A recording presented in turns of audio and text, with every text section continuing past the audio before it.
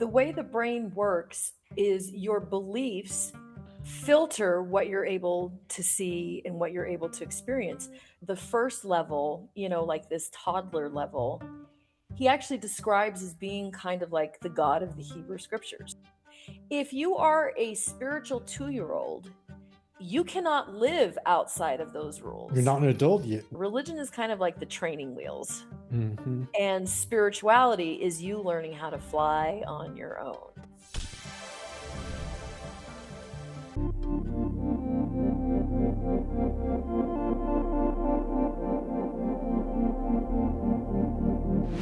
Amani channel, and Dina Moore at Manifesting Minds. yeah, we're here for another higher conversation. And make sure you comment, like, subscribe if you like these kind of topics. Please leave a comment, especially because that way we'll know if we're hitting on the sweet spot for you. If there's something you'd like us to discuss, please let us know. So how's the week? Actually, that helps the algorithms too. So please like and comment and subscribe. Because I hear that YouTube is getting a little bit more picky in terms of how they push your content out. So it is vital that you interact with it in some kind of way. Yeah, yeah. So how's it going, So Dina? support Yep. us. How are things going for you, Dina? Fantastic. Really, really good. I feel like I shared the message that I had received a couple weeks ago on our first episode here.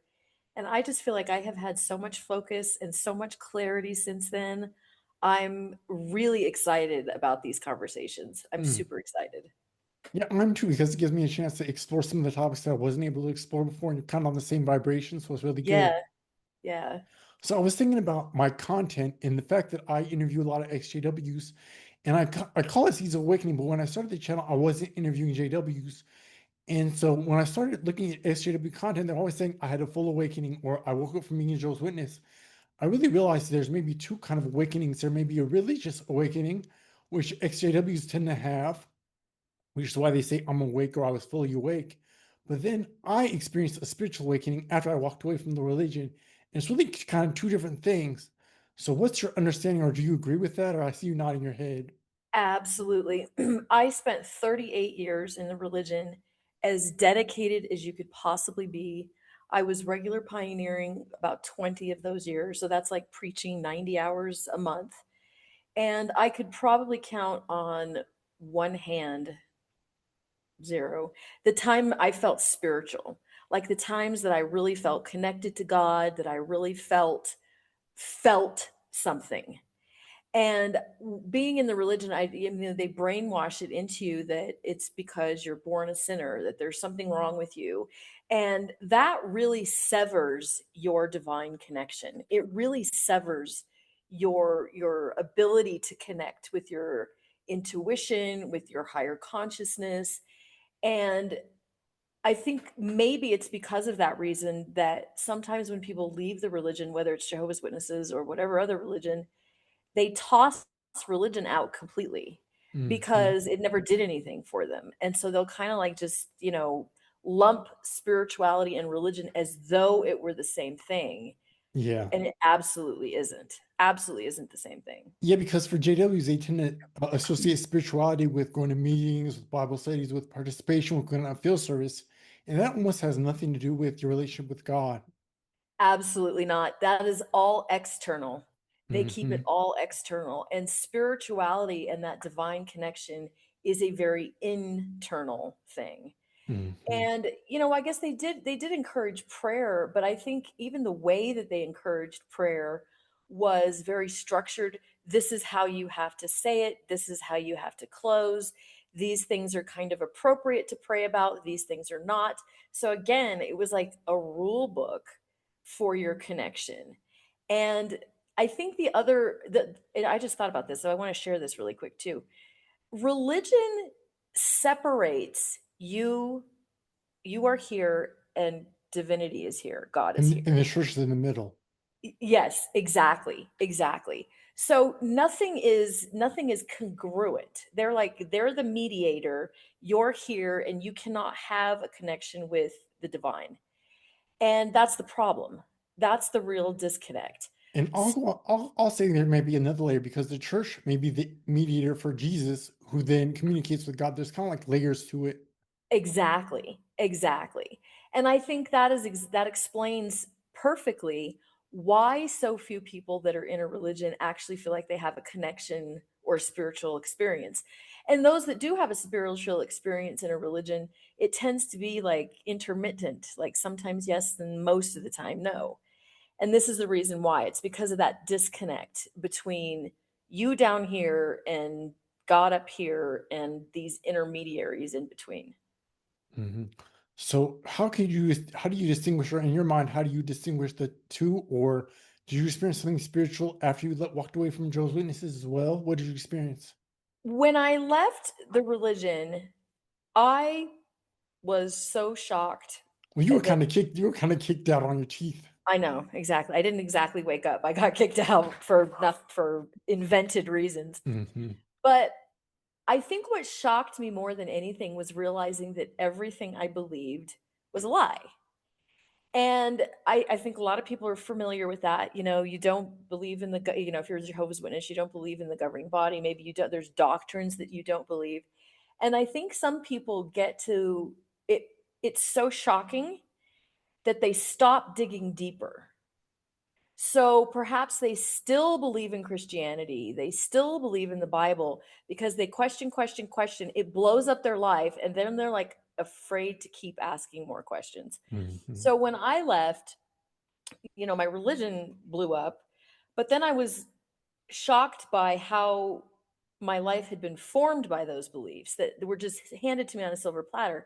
So I really went down the rabbit hole even deeper. I was like, all right, what else do I believe that is totally fake, totally a lie? Like, is the earth round or flat? I don't even know. Hmm. You know, so I dug into, is Christianity real? Is the Bible even anything? And I'm like, you know, if I've already blown up my life, I might as well blow it up all the way and keep going. So I had come to this conclusion where I was a very open slate because I'd come to the conclusion that the Bible wasn't inspired of God. I mean, I do believe that there's some gems in there, but as far Exactly. as the true path, no. The ransom sacrifice, when you logically analyze that, that makes zero sense whatsoever. And I was in this very state, this very blank state, blank slate state, where I was like, I really don't know what I believe. And I think it was that complete openness that allowed that spirituality to start developing because it allowed me to start considering things that, had I kept the framework of religion, I would never have been open to. You know, I mean, obviously, most Christian religions don't believe that don't believe in reincarnation. Obviously, they believe that you have to have the structure of religion. So when you set all of those beliefs aside, it really gives you this place to start exploring spirituality and experiencing it for the first time with no beliefs blocking it out, no filters whatsoever. Hmm. Yeah, for me, I kind of just stopped being a witness. I stopped going to the meetings, I stopped associating. And then I figured I wasn't Jehovah's Witness, but I really didn't think that I wasn't, when I kind of was like, I guess, in a gray area. And then once Yeah, I got my hands on a more spiritual book, it was very biblically written, like it was written in the same kind of language, but it referred to like Jesus Christ, and it said it masters. There was just other terms in the book that I wasn't familiar with. I was like, maybe there's other information that Jehovah's Witnesses really weren't educating us on, or they didn't know themselves. And right. that's what changed it for me. It was like realizing there was other information out there that I didn't know about that was probably in tune with the universe, but that weren't taught religiously, is what happened for me. And so I really looked at it as two separate occurrences. Like I stopped being a witness, and then I had a spiritual awakening, which are two different separate things. Completely separate, completely separate. So the way the brain works is your beliefs filter what you're able to see and what you're able to experience. So if a person has a strong belief that I believe in the Bible, anything that doesn't fit that, They're not you're not going to see disregard. it. Yeah, Yep. you're going to disregard it completely. So as I was in this state of I really don't know what I believe. I don't believe in anything. That was when I had the experience that we talked about last week with the Hmm. visitation from my uncle, who at the time I didn't know had died. I didn't find that out until later. So that was kind of the catalyst for me to start going, okay, what the heck was that? You know, Hmm. obviously my religion doesn't cut it. Obviously, atheism isn't cutting it either No. because that was extreme spiritual experience for me. So that's kind of when I started going down the spiritual rabbit hole. And there was a book that I read that I thought explained religion really, really well. Okay, I can kind of give you a little bit of a summary of it. It starts off by saying that Who's the book guy? is by Deepak Chopra. Okay. So he's a little discredited right now, but the information in the Yeah. book was still really, really good, really Hmm. relevant, I thought. Don't shoot the Um, messenger. don't shoot exactly, exactly. The book was called How to Know God. And he kind of starts by describing how a child grows. You've got like the toddler stage, and then you've got, 8, 9 years, and then you're kind of a young adult, and then you finally become mature, and then you become wise. And he explains in the book how our spirituality kind of develops like that too. So we've got our physical maturity, our intellectual maturity, emotional maturity, but there's a spiritual maturing process first. And in this book, the first level, like this toddler level, he actually describes as being kind of like the God of the Hebrew scriptures because a toddler needs to know, do this, don't do this. If you do this, I'm going to put you in If you timeout. touch the burner, you're going to get burned. Exactly, Hmm. exactly. And a 2-year-old needs that because they don't have the wisdom or the experience. They need that very structured, do this, don't do this, do this, don't do this, because they haven't formed their own basis for that. And then he kind of describes some of the next levels as being kind of like a little bit more of the Jesus phrase phase, where Jesus said, "The greatest love of all, the greatest commandment of all, is love." Hmm. So it kind of it the religious phase kind of phases into this little bit more of being able to develop your own conscience, your own awareness of what's right and what's wrong. You don't need those dogmatic rules quite so much. And then he describes even eventually being able to phase even beyond that. And at some point, we're recognizing that there is no division between human and divinity, that we are part of the divine, that we are a facet of the divine. And when he explained it that way, I thought that made a lot of sense to me because like a lot of people, when I was out of the religion, I did feel like, man, how come everybody doesn't see this? Or Hmm. how come, let me wake up. And if you look at it from developmental stages like that, it kind of helps you understand why some people can't leave. Hmm. If you are a spiritual 2-year-old, you cannot live outside of those You're rules. not an adult yet. Who Exactly. expects you to do that? Exactly. Exactly. And as I've been coaching for the last 20 years, it's always been shocking to me too how many people left the Mormon religion and went to Jehovah's Witnesses and vice versa. It's Another like you switch cult. one cult for the next cult. Exactly. And if you look at it through that developmental phase, well, it makes a lot of sense. Somebody's not quite ready to embrace their own spirituality, so they're looking for another framework that fits the box That that they're they're still familiar with. Yeah. exactly, Gotcha. exactly. So real religion and spirituality have absolutely nothing to do with each other. Religion is kind of like the training wheels, Hmm. and spirituality is you learning how to fly on your own, fly like a bird. I see the sort of the phase from the people that I've talked to, sort of the phase that XJWs go through is like atheism, Mhm. agnostic, some go to Christianity, and then a few select go into more spiritual topics. That's sort of like it seems like those are the stepping stones. Yes, yes, I would agree with that completely. And I think that atheism phase is not necessarily because okay, so I think the reason why we go through that phase is the betrayal. Hmm. You trusted everything. When you find out that that was all abused trust, you tend to put up like this really big guard Hmm. against trusting anything, believing anything, because your whole life was basically a lie. And that phase doesn't always last. Sometimes it does, but not always. And I have always encouraged people, if you're no matter what phase you're in, don't be dogmatic about it. I mean, like even when I was when I went through my atheist phase, I still had the mindset of don't know what to believe. I'm choosing to Right. believe nothing because I don't know what to believe. But it wasn't like this hardcore nothing. There is no nothing. There is no God. It wasn't that dogmatic. And the reason why I wanted to stay open minded is because I'm not in a cult anymore. And it was being closed minded that kept me in a cult. Mm. And I will frequently say things like, I'm voting for reincarnation, or, and the reason why I jokingly say that is because I want to keep growing and developing. And I'm recognizing that what I believe now, Could I will change. be adding that to that always. Yeah, Hmm. exactly. Exactly. So as long as you're interested in growth, and assuming that you do not know everything. So if you're in that atheist phase, don't be dogmatic about it like you were with the religion. Keep your mind open. I think a lot of people that go that way too, they go down kind of the science route, like logic, fact, science. And to those people, I would actually say the whole premise behind science is let's learn what we don't know. Mm. In There's a quantum whole lot out physics, there that we don't know that's inexplicable. and when you look at it, quantum physics kind of speaks to the more spiritual aspects of existence, kind of Exactly. bridges the gap, I feel like. Absolutely. I dove into that when I started down the spiritual route because the quantum physics to me explains the mysticism of religion, really. Mhm.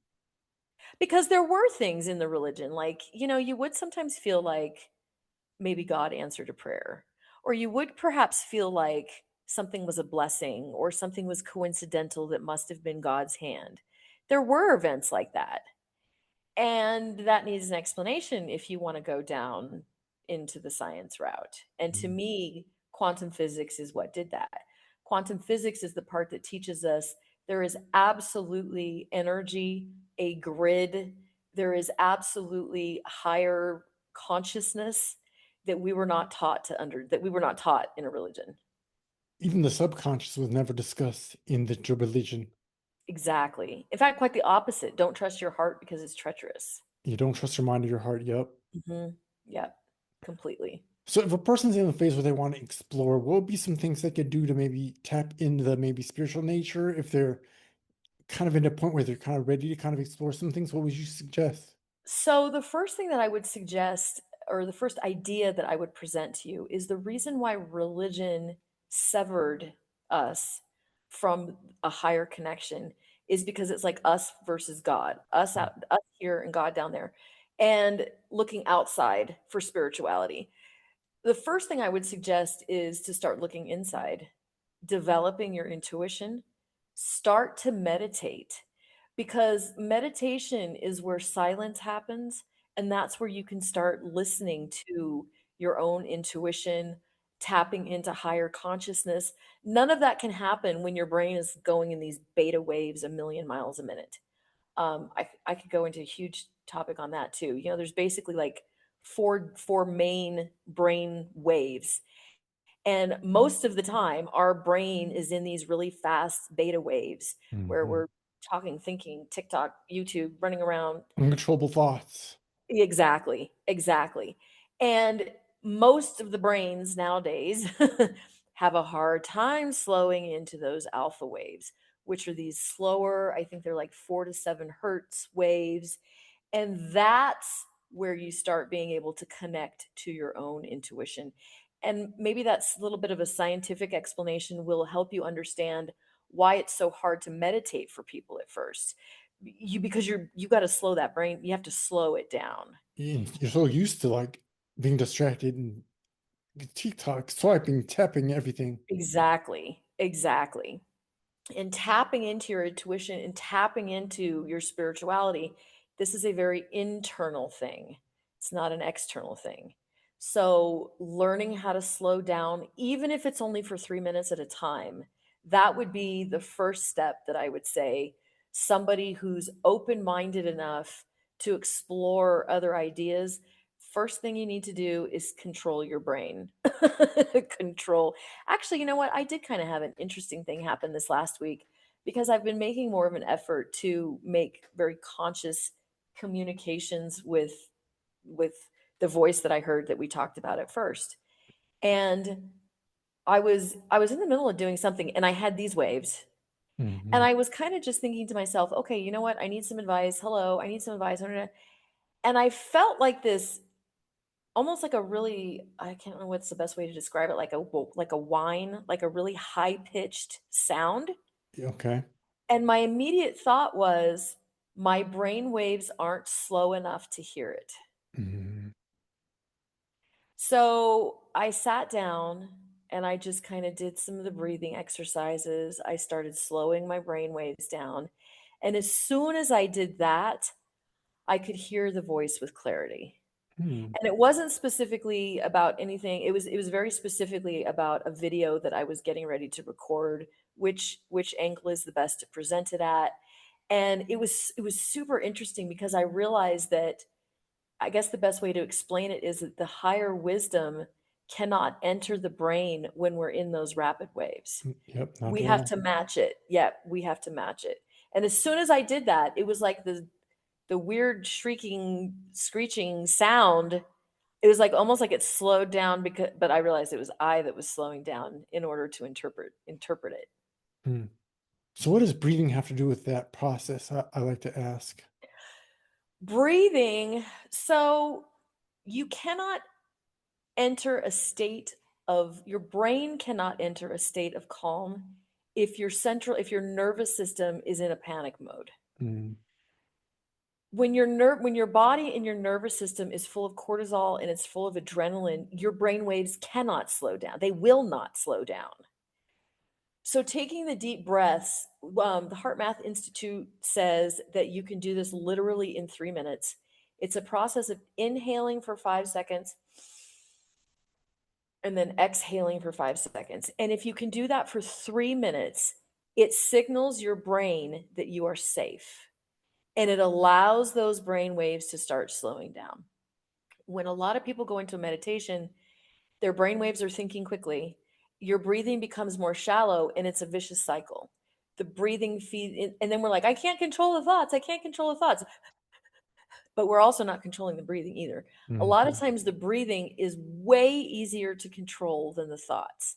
And once you start slowing the breathing down, the thoughts start matching that. That's why the breathing is so important. Is there a particular way you should be breathing then? Because I've read about the belly breathing, breathing in through your nose, out through your mouth. How should a person, maybe who's just starting, particularly, how should they breathe? Honestly, don't bother with the technique. Okay. Just slow your breathing down. Just Because do I it. remember when I remember I would get caught up like, oh, is it in my stomach, or is it, oh no, that was Right. too shallow. And then you're kind of like defeating the purpose. At Hmm. first, just inhale, count to five, exhale, count to five. Okay. That's baby steps. Hmm. I think once you start being able to regulate your breath, you know what? Forget about breathing from the abdomen. There are people who cannot breathe for 5 seconds. Yep. You know, we've gone about with so much stress and so much cortisol that we have this shallow breathing that some people can't even inhale for 5 minutes, for 5 seconds. So that, I would say, is step number one. And when you get to where you can do that really easily, then you can breathe in from the abdomen, hold it for a little bit, and breathe out. But for the first baby step, just slow yourself down. Actually, I would say even slow your speaking down is another tip, because when the words in your mind in your head are going like this, we tend to talk a little bit faster, or blah, blah, blah, blah, blah, blah, blah. But as if you start slowing down your sentences, slowing down your speech, that will also start slowing down some of those thoughts, because the body and the brain is looking for coherence. It's looking for a match. So you cannot have a relaxed body and a crazy mind, or vice versa. So the coherence means you're either going to have rapid breathing, rapid mind, rapid speech. Changing one of those, change the breathing, that changes the thoughts, and it slows down the brain waves, because the brain and the body want coherence. Mhm. Yeah, that's great advice. So is this something somebody should be doing regularly, would you say? Absolutely, Okay. absolutely. And there's multiple reasons for it, not just delving into spirituality, but there's health reasons. It lowers cortisol, it lowers your blood pressure. The HeartMath Institute has actually said that by doing that coherent breathing for 3 to 5 minutes, it even boosts your immune system for up to 8 hours. Mm. So, this is an incredible exercise that's very empowering, not just for your spirituality, but for your entire nervous system. There are physical benefits from it. And there are mental benefits from it. In the 20 years I've been coaching, I cannot even tell you how many thousands of times people have said, "I can't stop the thoughts. I can't control the thoughts." Dude, it's your brain. What do you mean you can't control it? Are thoughts going to control you? Exactly. Who's controlling it then? The Kingdom Hall? or life or the, Hmm. bills, or but everybody but you. It almost seems that life has been designed so to keep us in this rat race of constant thinking, though, that we can't I go believe within. so. Hmm. I believe that. I agree with that 100%. And that religion adds another layer to it, another layer of control, another layer of distraction, another layer of going without instead of going within.